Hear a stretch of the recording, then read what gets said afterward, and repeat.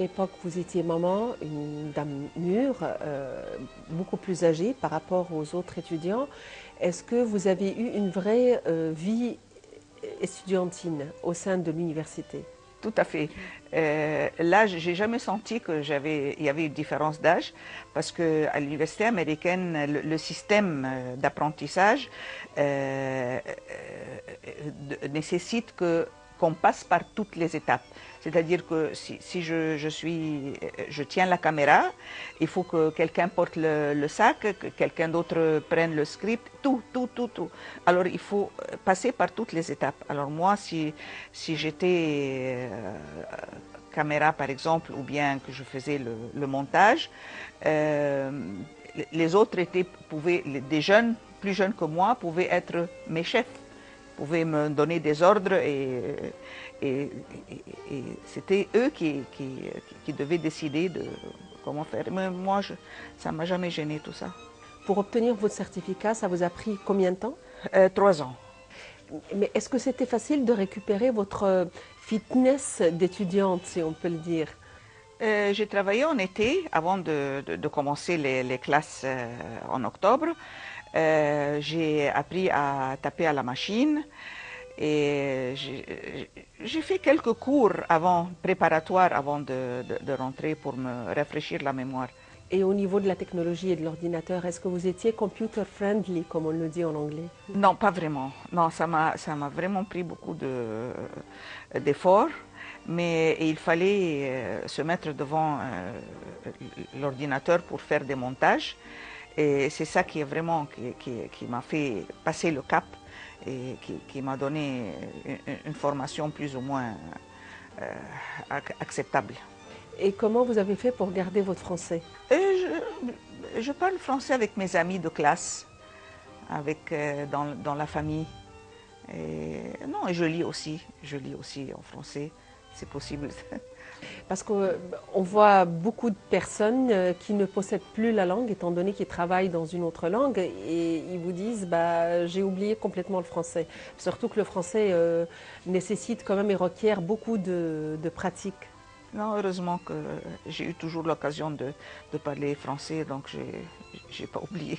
Une fois votre certificat obtenu, vous avez décidé de franchir le seuil de la vie professionnelle, et c'est pas facile. Le journalisme et les films documentaires, c'est plutôt la jungle. C'est pas du tout facile d'être accepté, c'est pas du tout facile de trouver du travail.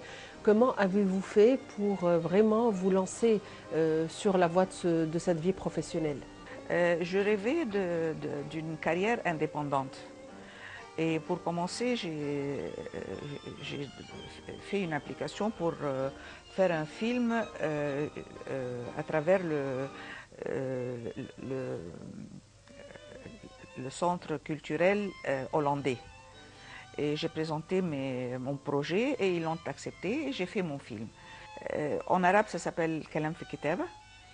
Et il traite de 4 femmes écrivaines qui sont d'écriture très diverses. C'est pour ça que j'ai choisi. C'est pas parce qu'elles sont les meilleures écrivaines, non, c'est parce qu'elles sont différentes. Elles présentent un visage chacune complètement différent de l'autre. Et puis après ça, j'ai fait un film indépendant sur un artiste français qui vit 6 mois en Égypte et le reste du temps en France. Et ce film a été présenté à l'Institut du monde arabe à Paris. Et puis après ça, j'ai fait des films avec le Centre national égyptien du film. Et voilà le parcours jusqu'en 2011. Mon dernier film que j'ai fait, c'était en 2011, avec le Centre national du film. Mais c'est vrai, comme vous dites, c'est difficile de travailler indépendamment et c'est difficile de se frayer une place pour cette carrière dans ce domaine-là. C'est pour tout le monde, pas seulement pour quelqu'un qui a commencé vers le tard. Non, même les jeunes, c'est la même chose. Donc votre premier film était d'après une annonce faite par l'ambassade des Pays-Bas. Mais n'avez-vous pas choisi d'appartenir à une institution? Vous avez préféré rester réalisatrice indépendante? J'ai travaillé brièvement à la télévision égyptienne. J'ai fait 3 ou 4 films là-bas. Et puis, ça, c'était le tout début, avant le film que j'ai présenté pour les Pays-Bas. Mais ça allait me prendre loin de mon rêve et je voulais être indépendante. C'est pour ça que je suis partie. Madame Ali El Belli, pourquoi est-ce que vous avez senti le besoin de devenir une réalisatrice de films documentaires, entre autres? Simplement avec le travail. Plus je travaillais, plus je sentais que c'était là où j'avais quelque chose à dire. Je voulais dire quelque chose.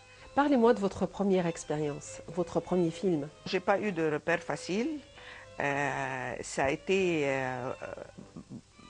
un chemin qui est plein de cailloux, j'ai beaucoup trébuché, j'ai fait beaucoup de bêtises, j'ai fait beaucoup de fautes, mais c'est à travers ces fautes-là que je me suis formée, que j'ai appris. Mais le film a été projeté. Ah oui, oui, oui, oui, oui. Qui vous a aidé? À faire quoi? À faire le film? Non, il n'y avait personne qui m'aidait. C'est pour ça que je fais beaucoup de fautes, parce que personne ne m'aidait. Est-ce qu'il y avait les mêmes outils que nous avons aujourd'hui? Ah non, pas du tout, pas du tout, pas du tout. Alors ça, c'était la caméra était vraiment très très lourde.